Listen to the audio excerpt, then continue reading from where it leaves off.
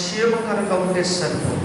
మన కుటుంబము మాత్రమే సురక్షితమైన స్థలములో ఉందని అనుకోవడానికి వీల్లేదు. ప్రతి కుటుంబము నీ కుటుంబం లాగానే సురక్షితమైన స్థలములో ఉండేటట్టుగా ప్రార్థన చేయాలి. ప్రతి బిడ్డ నీవు ఏ విధంగా అయితే క్షేమకరంగా ఉండాలనుకుంటున్నావో, ఆరోగ్యకరంగా ఉండాలని ప్రతి ఒక్కరు కూడా అటువంటి ఆరోగ్యకరంగా ఉండాలనేదే నువ్వు కోరుకోవాలి. కాబట్టి మనమందరము కూడా చిన్న ప్రార్థన చేద్దాం. అందరూ కూడా ఏకీభవిస్తాం. నా ప్రియ తండ్రి, మీ పాదములకు స్తోత్రములు ప్రభువా. యేసయ్యా, ఈరోజు ఈ విధంగా మేము చూస్తున్నాం, రేపటి దినం ఏ విధంగా చూడబోతున్నామో తెలియని, గుర్తుపట్టలేని దినాలలో మేము ఉంటుండగా ప్రభువా యేసయ్యా, ప్రపంచమంతా కూడా ప్రభు అనుమతించబడిన కరోనా వైరస్ బారిన పడి నలిగిపోతుంది ప్రభు. అయినను నీ తట్టు తిరగక, వ్యర్థమైన వాటిని అనుసరించి, వ్యర్థమైన క్రియలు చేసి, వ్యర్థమైనటువంటి భక్తి చేసి ఇంకా నీకు రోషమును పుట్టిస్తున్నారు, ఇంకా నిన్ను గాయపరుస్తున్నారు. నీవు వారి యొద్దకు వస్తున్నప్పటికీ కూడా నిన్ను ఎరగనట్టుగా, నిన్ను చూడనట్టుగా, నువ్వంటే తెలియనట్టుగా ప్రజలు ప్రభువా వారి హృదయాలు కఠినపరచుకుని ప్రభువా నీకు దూరం అయిపోతున్నారయ్యా. యేసయ్యా, ప్రతి ఒక్క మనిషి మీద కనికరపడు నాయన, ప్రతి కుటుంబం మీద కనికరపడు నాయన, ప్రతి సమాజం మీద కనికరపడండి తండ్రి. మా దేశం మీద కనికరపడయ్యా, మా రాష్ట్రం మీద, మా పట్టణం మీద కనికరపడు నాయన, మేము నివసిస్తున్న కాలనీస్ మీద కనికరపడండి తండ్రి. మా ప్రక్క గృహంలో జీవిస్తున్నటువంటి వారి మీద కూడా కనికరపడండి ప్రభువా. ప్రతి ఒక్కరిని కూడా ఈ ప్రమాదములను తప్పించయ్యా. ప్రతి ఒక్కరి హృదయాన్ని తట్టు త్రిప్పుకో ప్రభువా. యేసయ్యా, నీకే వందనాలు, స్తోత్రములు నాయన. ఆరోగ్యంగా ఉన్నప్పుడు ఎన్ని చెప్పినా విననటువంటి ప్రజలు ప్రభువా చివరి క్షణంలోనికి ప్రభు వెళ్ళిపోతూ ఉన్నప్పుడు ఏమి చేద్దామన్నా దొరకనటువంటి సమయము ప్రభువా ఆందోళనతో ప్రభు నింపేస్తుంది, పిరికితనంతో నింపేస్తుంది ప్రభువా. విడిపించుకొని మార్గము తెలియడం లేదు, ఎలా కాపాడుకోవాలో అర్థం లేని పరిస్థితులు, తన గురించి తనే ఆలోచించుకోలేని పరిస్థితులు, అంత స్పీడ్గా ప్రభువా పరిస్థితులు మారిపోతున్నాయి తండ్రి. నైనా నాతో పాటుగా ప్రభువా ప్రార్థన చేస్తున్నటువంటి బిడ్డల ప్రార్థనలన్నిటిని కూడా ఆలకించిన తండ్రి, ఈ కరోనా వైరస్ నుంచి ప్రతి బిడ్డను కాపాడయ్యా. ప్రతి బిడ్డని తట్టు తిప్పుకొనైనా, ప్రతి బిడ్డకు మారు మనసు రక్షణ దయచే ప్రభువా. ప్రతి ఒక్కరు కూడా బ్రతికించు తండ్రి, నీ మహిమ కొరకు బ్రతికించు నాయన. బ్రతికింపబడిన ప్రతి ఒక్కరు కూడా నీ రాకడ వరకు కూడా ఎదురు చూసే బాధ్యతలకు నడిపించు తండ్రి. యేసయ్యా, నీకే స్తోత్రములు, వందనాలు తండ్రి, వందనాలు నాయన. యేసయ్యా, బిడ్డలందరూ చేస్తున్న ప్రార్థన నీ పాద సన్నిధి చేర్చుకొని మీరే మహిమ ఘనత ప్రభావములు పొందుకోమని యేసు నామములో అడిగి వేడుకుంటున్నాం ప్రియ పరలోకపు తండ్రి. ఆమేన్. హల్లెలూయా. దేవుని బిడ్డలారా, మరి సమయంలో వాక్యాన్ని మనం ధ్యానం చేసుకుందాం. సామెతల గ్రంథంలో 11వ అధ్యాయము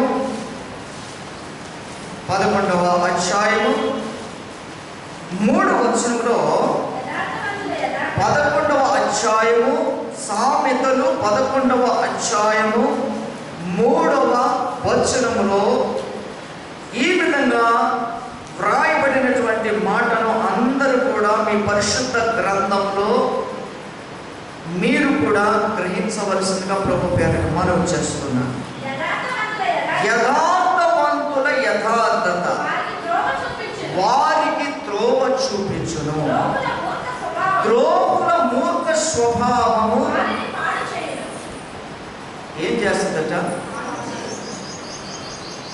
ద్రోహుల మూర్ఖ స్వభావము వారిని ఎవరు పాడు చేస్తున్నారు?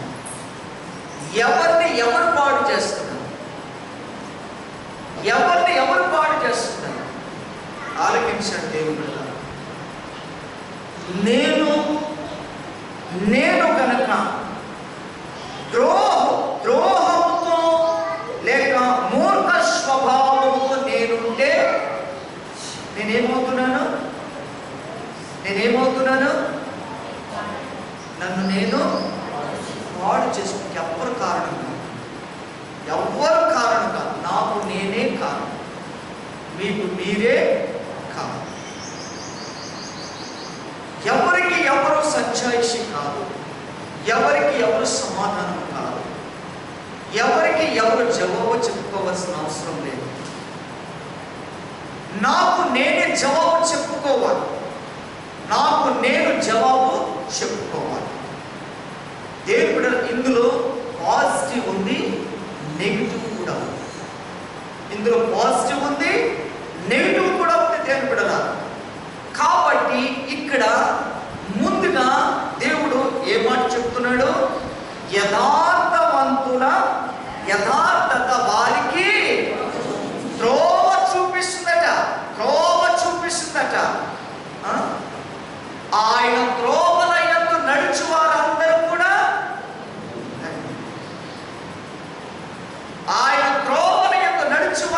ధన్యులు. ఏంటి ఆయన త్రోవ అని అంటే యథార్థమైన త్రోవ.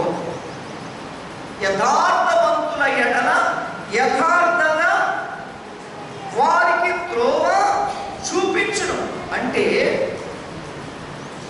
నీ జీవితానికి, నీ బ్రతుకు తెరువుకు చూపించేది మనుష్యుడు కాదు.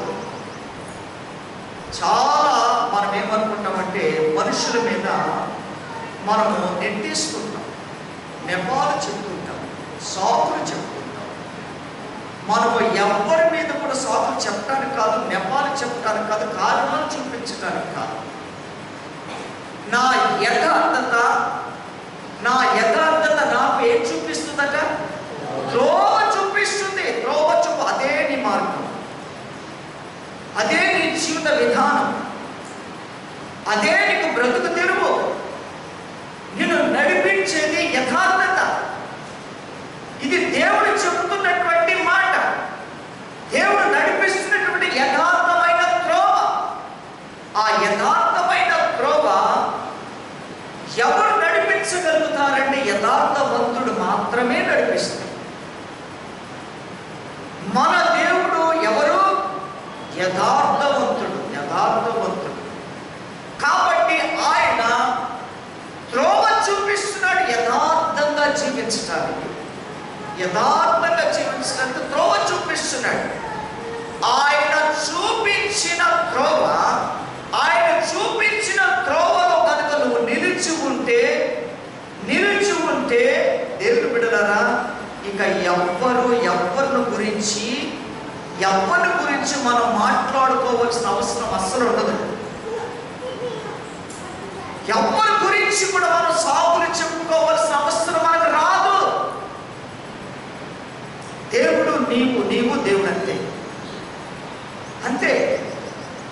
కాబట్టి దేవుని బిడ్డలారా, దేవుడు యథార్థవంతుడై ఉన్నాడు. యథార్థవంతులకు త్రోవ చూపించువాడు. దానిని నువ్వు గట్టిగా పట్టుకోవాలి. ఆ త్రోవ విడిచావా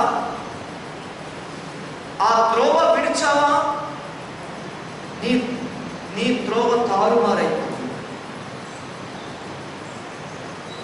ముళ్ళ పొదలు కావచ్చు, గచ్చ పొదలు కావచ్చు, రాళ్లతో కూడినది కావచ్చు, వంకర త్రోవలు కావచ్చు, ప్రమాదకరమైన త్రోవలు కావచ్చు, ఏ త్రోవలైనా కావచ్చు. కాబట్టి దేవుని బిడ్డలారా, నీవు దేవుని త్రోవలో నువ్వు నిలిచి ఉంటే యథార్థత నిన్నెన్నడూ విడిచిపెట్టుకో. యథార్థమైన త్రోవలో నువ్వు నిలుచుంటే నిన్నెప్పుడు కూడా ఏమి విడిచిపెట్టిపోదు? యథార్థత విడిచిపెట్టిపోదు. అనగా దేవుడు నిన్ను విడిచిపెట్టిపోడు.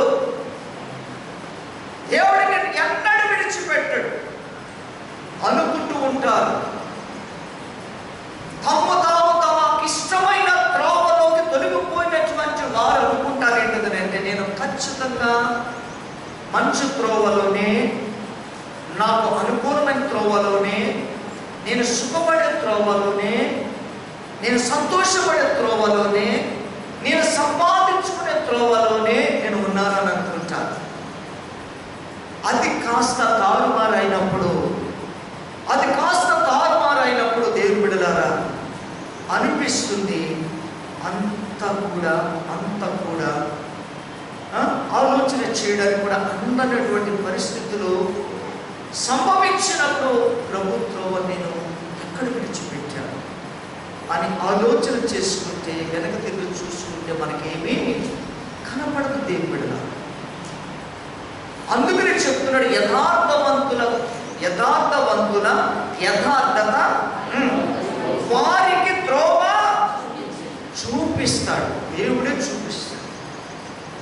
ఆయన చూపించిన ప్రకారం మనం వెళ్ళిపోవాలంటే, ఇంకెవరో చూపిస్తే అది నా త్రోవ అనుకోవడం భ్రమ, మాయ, మోసం. దేవుడు చూపించే త్రోవ తప్ప ఇంకెవరైనా ఇదిగో నీకు నేను త్రోవ చూపిస్తాను, అక్కడికి వెళ్ళు బాగుపడతా, ఇక్కడికి వెళ్ళు బాగుపడతా, అది కట్టించుకో బాగుపడతా, ఇది తిను బాగుపడతా, అది చేయి బాగుపడతా, ఇది పంచు బాగుపడతామంటే ఏది కూడా నిన్ను బాగు చేసేది కాదు, ఖచ్చితమైన త్రోవలు నడిపించేది కాదు. వాటికి కూడా సరే చూద్దాం అనుకుంటూ ఉన్నది కాస్త ఊర్చుకు పెట్టుకుపోతే ఇంకా మనకు ఆలోచించడానికి ఇంకేది కూడా మిగిలి ఉండదు. కాబట్టి దేవుని బిడ్డల చాలా జాగ్రత్తగా మనం ఆలోచన చేద్దాం. దేవుడు ఒక మంచి ఉద్దేశంతో మనకు త్రోవను చూపించాడు, ఆయన నడిపిస్తున్నాడు. కనుక ఆ త్రోవను ఎవ్వరు కూడా విడిచిపెట్టకూడదు. మన యథార్థకు ఒక స్పష్టత కావాలి. దేవుడు యథార్థవంతుడు. దేవుడు ఎవరు? యథార్థవంతుడు. దేవుడు యథార్థవంతుడు అని అన్నప్పుడు ఆయనలో నువ్వేం చూడాలి? ఒక స్పష్టత చూడాలి. స్పష్టత అంటే ఇంకెటువంటి అనుమానము లేకుండా, లోపము లేకుండా, ఇంకా ఎన్నోసార్లు పరీక్షించే విధముగా కాకుండా ఆ యథార్థవంతుడైనటువంటి దేవుడిలో, ఆ యథార్థవంతుడైనటువంటి వాక్యములో, ఆ యథార్థవంతుడైనటువంటి మాటలో నడిపించే త్రోవ ఒక స్పష్టత మనం కనుగొనగలగాలి. ఒక స్పష్టతను మనం పొందుకోగలగాలి. ఎప్పుడు ఆ స్పష్టత దేవుని ఎడల నీకు కలగదో కన్ఫ్యూజ్ అయిపోతుంది, భ్రమలోనికి వెళ్ళిపోతాం, మోసములోనికి వెళ్ళిపోతారు. దేవుని బిడ్డలారా, ముందు నీవు దేవుని ఎడల ఒక స్పష్టతను కలిగి ఉంటే నీ జీవితం కూడా, నీ ఆత్మీయ జీవితం కూడా స్పష్టతగా ఉంటుంది. దేవుని నేను స్పష్టతగా చూడలేనప్పుడు, దేవుని మాటలు స్పష్టతగా వినలేనప్పుడు, దేవుని యొక్క వాక్యాన్ని స్పష్టతగా అర్థం చేసుకోలేనప్పుడు దేవునిలో ఉన్న స్పష్టత నీకెలా అర్థమవుతుంది? నీవెలా కనుగొనగలుగుతావు?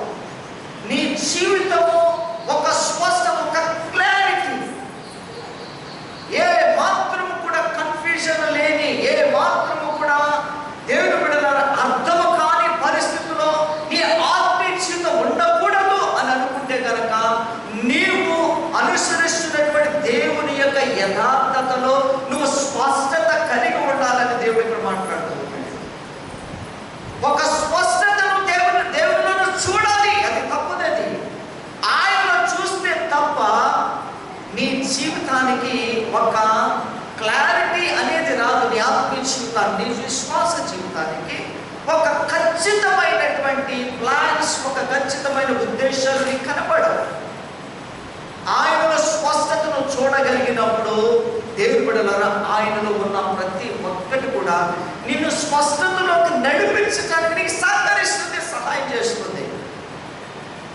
ఆయనలో స్పష్టత ఎరగనంత కాలము మన జీవితంలో ఒడిదుడుకులు, ఇరుకులు, ఇబ్బందులు, బలహీనతలు, శోధనలు, రోగాలు, ఎన్నో రకాలైన పరిస్థితులు కూడా మనం వెళ్ళవలసిన పరిస్థితులు సంభవిస్తాయి. సంభవిస్తుంటాయి. అవి రాకుండా ఉండాలి అనే ముందుగానే మనం జాగ్రత్త పడవలసిన విధానాన్ని దేవుడు మనకు నేర్పిస్తూ ఉన్నాడు. యథార్థవంతుల యథార్థత వారికి త్రోవను చూపిస్తున్నట్టున్నాడు. అంటే దేవుడు మన జీవితానికి, మన విశ్వాస జీవితానికి ఒక స్పష్టతను దేవుడు కోరుకుంటున్నాడు. ఆయనలో స్పష్టత దొరికిందా? ఇంతకు మనకు స్పష్టత కనబడిందా? మీకు ఆయనలో స్పష్టత కనబడితే నీ జీవితం కూడా ఒక స్పష్టత, అంటే నీ విశ్వాస జీవితం ఎంత ఖచ్చితంగా ఉందో, ఎంత భక్తితో ఉందో, ఎంత వాక్యానుసారంగా ఉందో, పరలోకానికి ఎంత అనుకూలంగా నీ స్పష్టమైన విశ్వాస జీవితము ఎంత క్లారిటీగా ఉందో నీకు నీవుగా అంచనాలు వేసుకోవచ్చు. నీకు నీవుగా నీ భక్తిని గుర్తుపట్టచ్చు. స్పష్టత లేని జీవితాలలో ఎదుగుదల ఉండదు. స్పష్టత లేని జీవితాలలో విశ్వాసంలో బలం ఉండదు. స్పష్టత లేని జీవితాలలో వారు వేసే ప్రతి ఒక్క అడుగు అనుమానంగానే పడుతూ ఉంటుంది. అవునా కాదా, అవునా కాదా అనుకుంటుంది. కాబట్టి దేవుడు ఈ రోజున మనల్ని ఒక స్పష్టమైన ఆత్మీయ జీవితం, ఒక స్పష్టమైన యథార్థ జీవితం, ఒక స్పష్టమైన విశ్వాసం యొక్క జీవితం దేవుడు మనల్ని కోరుకుంటున్నాడు. యేసయ్య గురించి నీవు ఖచ్చితమైన ఒక క్లారిటీ నీకు కలిగి ఉండాలి. ఆయన ఎవరో నీకు అర్థం కాకపోతే, ఆయన మాటలేంటో నీకు అర్థం కాకపోతే, ఆయన క్రియలేంటో అర్థం కాకపోతే, ఆయన అద్భుతాలు ఏంటో అర్థం కాకపోతే, ఆయన ఎందుకు వచ్చాడో నీకు అర్థం కాకపోతే, ఆయన ఎందుకు మాట్లాడుతున్నాడు, ఎందుకు దర్శిస్తున్నాడు, ఎందుకు ప్రాణం పెట్టాడో, ఎందుకు పునరుద్ధారుడయ్యాడో, ఇవన్నీ ఎందుకు అనుకుంటున్నాడు?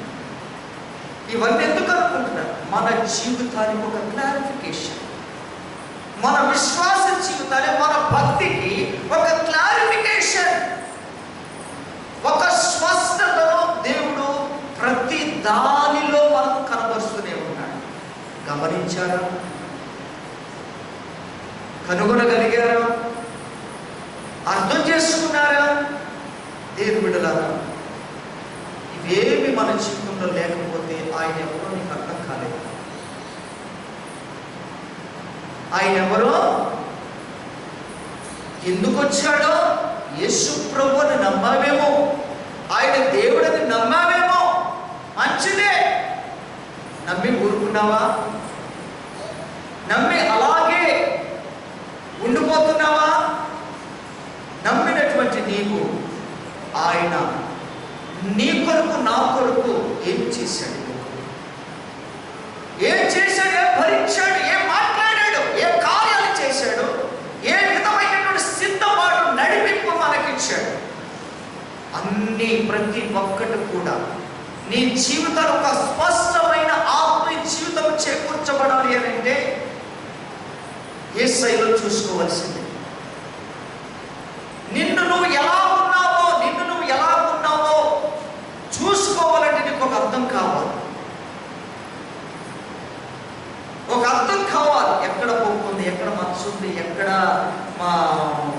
ఏది ఉన్నది అనేది గుర్తుపట్టడం ఒక అర్థం కావాలి. అర్థం లేకపోతే నిన్ను చూసుకోగలుగుతావా? ఎక్కడ ఏముందో చూసుకోగలుగుతావా? గుర్తుపట్టగలుగుతావా? గుర్తుపట్ట. దేవుని బిడ్డ, అలాగే దేవుని బిడ్డ మనము కూడా మన జీవితం, మన ఆత్మీయ జీవితం ఎలా ఉంది, నా ఆత్మీయ జీవితం ఎలా ఉంది అని నువ్వు తెలుసుకోవాలనుకుంటే, చూసుకోవాలనుకుంటే యేసు ప్రభు నీ ముందు నిలబెట్టుకోవాలి. నీ ముఖము తేటగా కనబడాలి అని అంటే దాన్ని నీట్గా తుడిచి, మరకలన్నీ తుడిచి, నిన్ను, నీ ముఖము నీకు తేటగా కనబడేటట్టుగా ఎలాగ చూసుకోవాలనుకుంటావో, దేవుడిలాగా మన ఆత్మీయ జీవితం కూడా ప్రభువును ఒక క్లారిటీగా, ఒక స్పష్టతతో మనం జీవించాలి అని అంటే కనుక ఆయన నీ ముందుండాలి. ఆయన ఎక్కడుండాలి? ఎక్కడుండాలి చెప్పండి? ముందుండాలి. మనం ముందుండాలి. బ్యాగులు వేసుకుని అద్దాలు పట్టుకోవడం కాదు. ఎక్కడంటే అక్కడ ఫౌండేషన్ జరిగిపోతే టచ్అప్ వేసుకొని జుట్టు చెదిరిపోతే మళ్ళా దూకొని, ఒకవేళ చెదిరిపోతే ఏంటి ఇలా ఉంది అనుకుంటారని మరలా దూకుంటారు, మరలా పౌడర్ రాస్తారు, మరలా మొక్కలు కడుపుకుంటారు. ఎన్ని రకాలుగా మనం మన ముఖాన్ని అందంగా కనబడేటట్టుగా చూసుకుంటాం. కానీ దేవునిలో మనము ఎలా ఉన్నాను, నన్ను నేను ఎలాగా చూసుకోవాలి అనే ఆలోచన ఎప్పుడు కలగలేదా మనకి? ఎప్పుడు కలగలేదా? కలగాలి, తప్పనిసరిగా కలగాలి. అలాగ కలిగితే దేవుడు ప్రతిరోజు ప్రభువా నా ఆత్మీయ జీవితం ఎలా ఉందయ్యా, ఒక్కసారి నాకు బయలుపరచవా, ఒక్కసారి దర్శించవా, ఒక్కసారి నీ ప్రత్యక్షతను నాకు తెలియజేయవా, నీ ప్రత్యక్షత నాకు బయలుపరచవా ప్రభువా యేసయ్యా. ఎందుకంటే నా ఆత్మీయ జీవితంలో స్పష్టత కావాలి. ఎవరు చెప్పాలి నీకు స్పష్టత గురించి? ఎవరో చెప్పితే, ఎవరో నీకు లోటు ఉంది అని చెప్తే నీకు తెలుస్తుందా? ఎవరో ప్రవచిస్తే తెలుస్తుందా నీకు? ఎవరో కళలు చెప్తే తెలుస్తుందా? వాక్యం సరిపోదా? దేవుడు మాట్లాడుతుంటే సరిపోదా నీకు? నిన్ను నువ్వు పరిశీలన చేసుకోవా? నీ గురించి నువ్వు ఆలోచన చేయవా? నీ జీవితంలో గమ్యం ఏదో ఒకసారి యోచించవా? ఈనాడే నీవు ప్రభు యేసు కొరకు నీ హృదయం అర్పించవా? నీ జీవితంలో గమ్యం ఏదో ఒకసారి యోచించవా?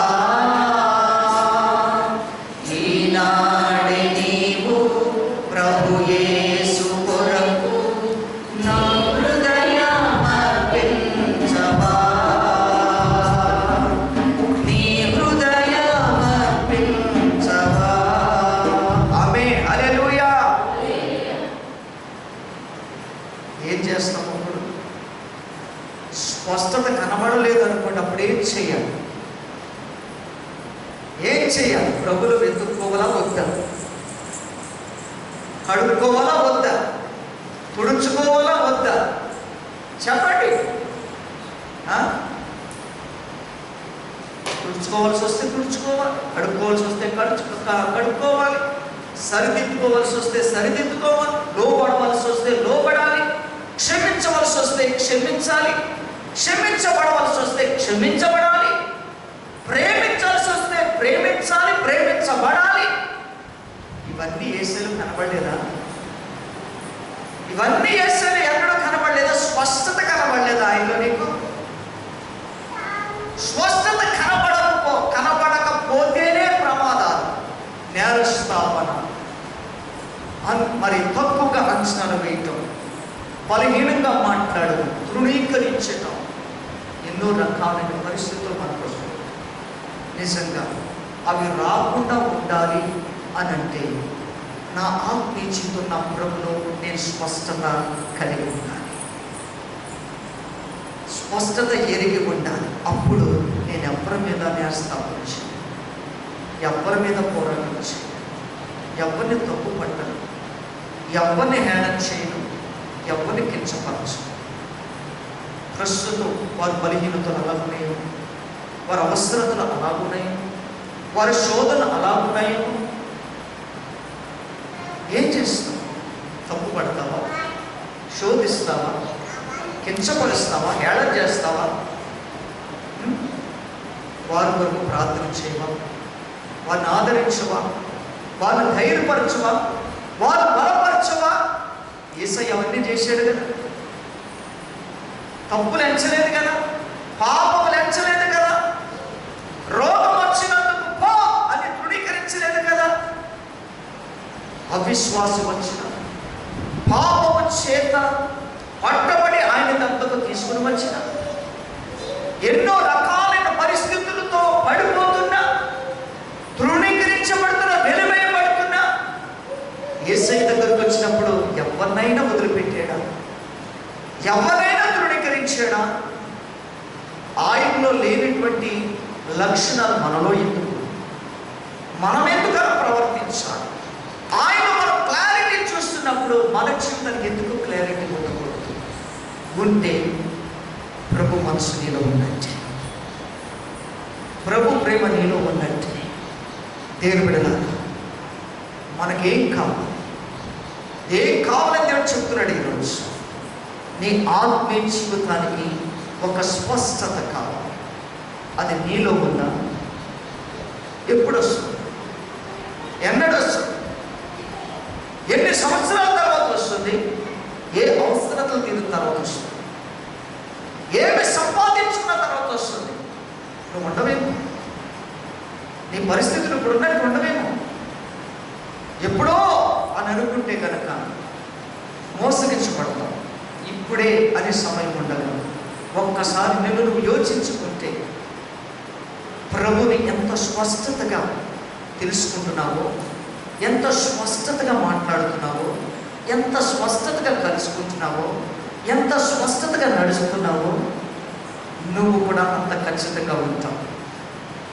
300 సంవత్సరాలు నడిచాడు ప్రభు. ఎవరు? స్పష్టత లేదు ఆయనకి. అన్ని సంవత్సరాలు నడిచాడంటే ఆయనకు స్పష్టత లేకుండా నడిచాడా ప్రభులో? చెప్పండి. తన శిష్యుడైనటువంటి యోహానుగా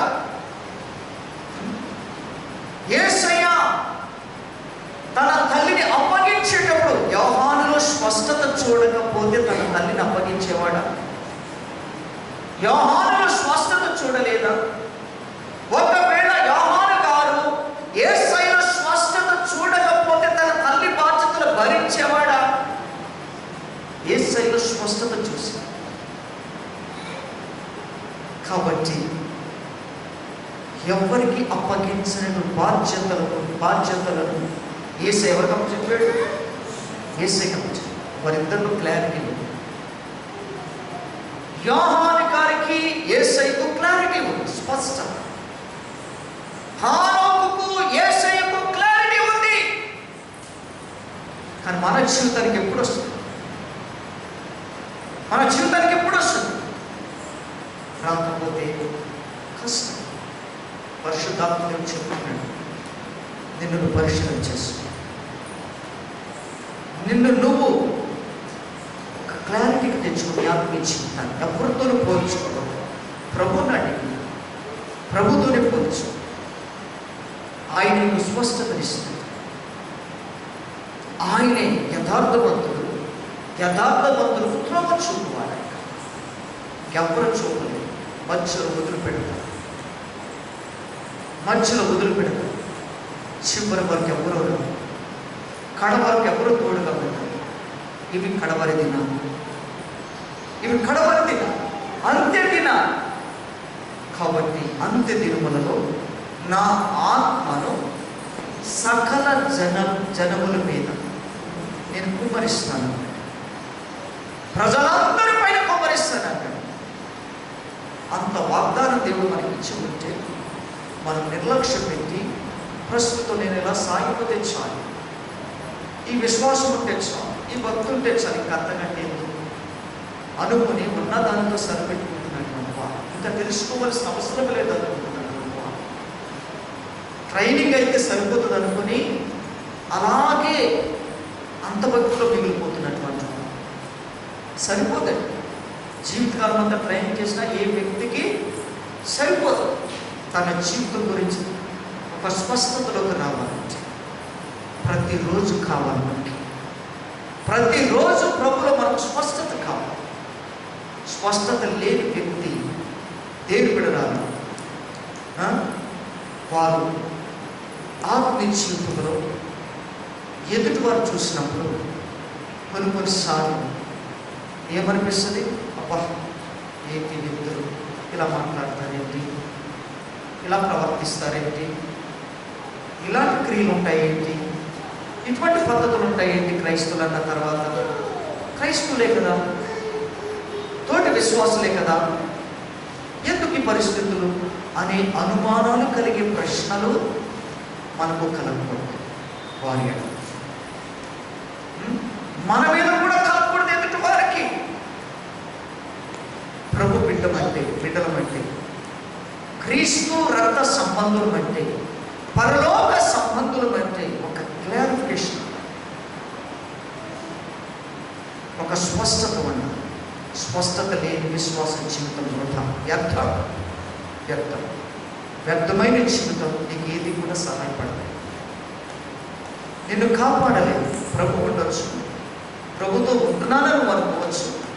స్పష్టత లేని నీ విశ్వాస జీవితం నీవు నష్టపోవాల్సి వస్తుంది, విడవబడాల్సి వస్తుంది. కనుక విడవబడుట బహుకోరు.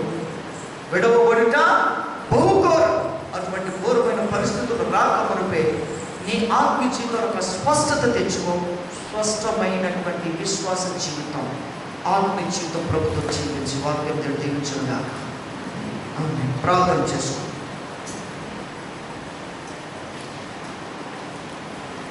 ఒక్క నిమిషం కళ్ళు మూసుకొని ప్రార్థించి అడగండి. ఈరోజు పరిశుద్ధాత్మదేవుడు మనందరితో చాలా క్లారిటీగా మాట్లాడండి. మన విశ్వాస స్థితి ఎంతవరకు, మన యథార్థమైన జీవితం ఎంతవరకు, క్రీస్తుతో నడిచే విధానం ఎంత అనుకుందో, పరలోకముతో ఎంత గొప్ప సంబంధం కలిగి ఉన్నామో మనం పరీక్షించుకున్న దేవుడు నారా. ప్రేమగల యేసు, నా ప్రియ తండ్రి, యథార్థవంతుల నువ్వు త్రోవ చూపి నడిపించేవాడమని ఈరోజు నీ జీవితాన్ని విప్పించు, నీ ప్రణాళికను బయలుపరచు, నీ చిత్తాన్ని విడుదల చేసి మాకు మరొకసారి నీ దర్శనము ద్వారా, నీ మాటల దర్శనం ద్వారా మాతో మాట్లాడి మమ్మల్ని బలపరిచిన తండ్రి.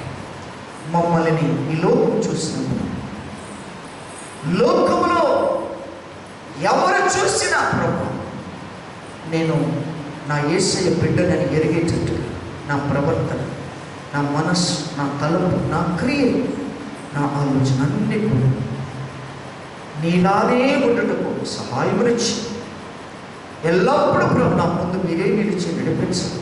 యేసు నామమున నడిచి నా ప్రేమలో ఉంటాయి. ఆమేన్. హల్లెలూయా.